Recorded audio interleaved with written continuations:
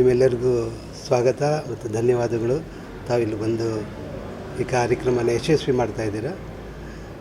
ಈ ಚಿತ್ರದ ಹೆಸರು ಎ ಕೃಷ್ಣ, ಶ್ರೀ ವಿಷ್ಣು ಫಿಲಮ್ಸ್ ವತಿಯಿಂದ ಮಾಡ್ತಾಯಿದ್ದೀವಿ.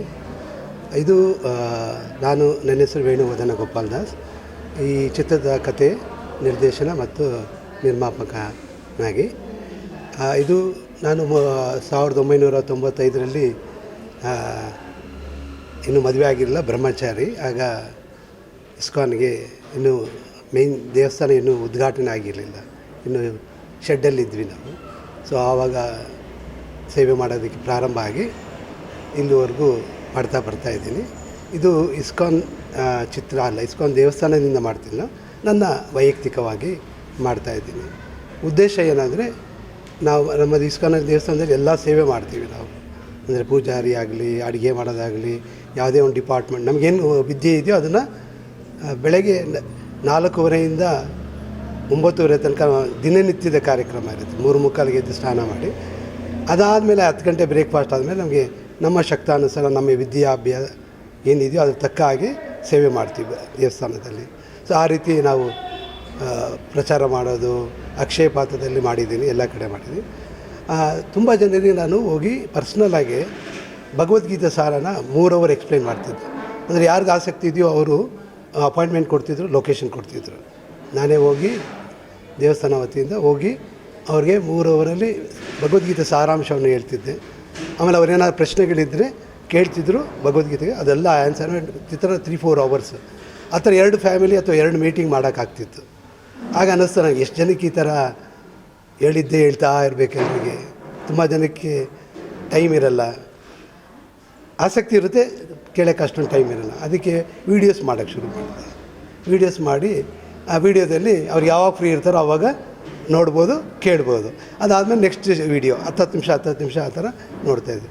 ಆಮೇಲೆ ಅನ್ನಿಸ್ತು, ಇದು ಫಿಲಮಲ್ಲಿ ಮಾಡಿದ್ರೆ ಇನ್ನೂ ಜಾಸ್ತಿ ಜನಕ್ಕೆ ಮಾಧ್ಯಮಕ್ಕೆ ಮುಟ್ಟುತ್ತೆ ಅಂತ. ಅದರ ಪ್ರಯುಕ್ತವಾಗಿ ಈ ಎ ಕೃಷ್ಣ ಅನ್ನೋದು ಚಿತ್ರ ಮೂಡಿ ಬರ್ತಾಯಿದೆ. ಆದರೆ ಬರೀ ಭಗವದ್ಗೀತೆ ಅಂದರೆ ಯಾರು ಜನರು ಬರಲ್ಲ. ಅದಕ್ಕೆ ಈ ಚಿತ್ರದಲ್ಲಿ ಸಸ್ಪೆನ್ಸ್ ಥ್ರಿಲ್ಲರು ಇದೆ. ಯಾವ ರೀತಿ ಅಂದರೆ, ದೃಶ್ಯಂ ಥರನೇ ಫಸ್ಟ್ ಸೀನಿಂದ ಹಿಡಿದು ಕೊನೆ ಸೀನ್ ತನಕನೂ ಕುತೂಹಲ ಇರುತ್ತೆ, ಟ್ವಿಸ್ಟ್ ಟರ್ನ್ ಇರುತ್ತೆ. ಮಧ್ಯದಲ್ಲಿ ಜನರಿಗೆ ಬೇಕಾಗಿರೋದು ಏನಂದರೆ ಇನ್ನೊಂದು ಕಾಮಿಡಿ ಇದೆ. ಮತ್ತು ಸಮಾಜಕ್ಕೆ ಒಂದು ಸಂದೇಶನೂ ಬೇಕು. ಅದ್ರ ಮೇಲೆ ಇನ್ನೊಂದು ಏನಾದರೂ ಮುಖ್ಯವಾಗಿ ಎಲ್ಲದಕ್ಕಿಂತ ನನ್ನ ಉದ್ದೇಶ ಏನಂದರೆ, ಈ ಇಸ್ಕಾನನ್ನು ಸ್ಥಾಪನೆ ಮಾಡಿದ್ದವರು ಶ್ರೀಲ ಪ್ರಭುಪಾದರು. ಅವರು 69 ವಯಸ್ಸಿನಲ್ಲಿ, ಇಮ್ಯಾಜಿನ್ ಮಾಡಿ, ನಾವು ಯಾರು ಆ ವಯಸ್ಸಿನವರೆಲ್ಲ ಇಲ್ಲಿ. ಅಂಥವರು ಒಬ್ಬರೇ ಆ ವಯಸ್ಸಲ್ಲಿ ಅಮೇರಿಕಾಗೆ ಹೋಗಿ, ಏನು ಫ್ಲೈಟಲ್ಲಿ ಹೋಗಿಲ್ಲ, ಶಿಷ್ಯರಿಲ್ಲ, ಒಬ್ಬರೇ ಆ ವಯಸ್ಸಲ್ಲಿ ಪ್ರಚಾರ ಮಾಡೋಕ್ಕೆ. ಅದು ಹಡಗು ಶಪ್ಪಲ್ಲಿ, ಹಡಗು ಫ್ರೀಯಾಗಿ ಕೊಟ್ಟರು. ಅವ್ರು ಸನ್ಯಾಸಿ, ವೃಂದಾವನದಲ್ಲಿದ್ದರು. ಅಮೇರಿಕಾ ನ್ಯೂಯಾರ್ಕಿಗೆ ಹೋಗಿ ಇಳಿದು ಅಲ್ಲಿ ಜನರ ಹತ್ರ ಈ ಭಗವದ್ಗೀತೆಯನ್ನು ಪ್ರಚಾರ ಮಾಡಿದ್ರು.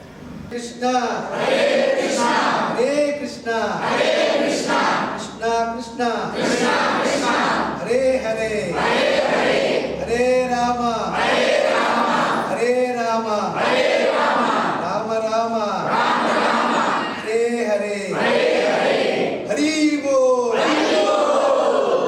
ಶ್ರೀಲ ಪ್ರಭುಪಾದ ಕಿ ಜೈ, ಭಗವಾನ್ ಶ್ರೀ ಚಂದ್ರ ಕಿ ಜೈ, ಬಲರಾಮ ನಿತಾಯ ಗೌರಂಗ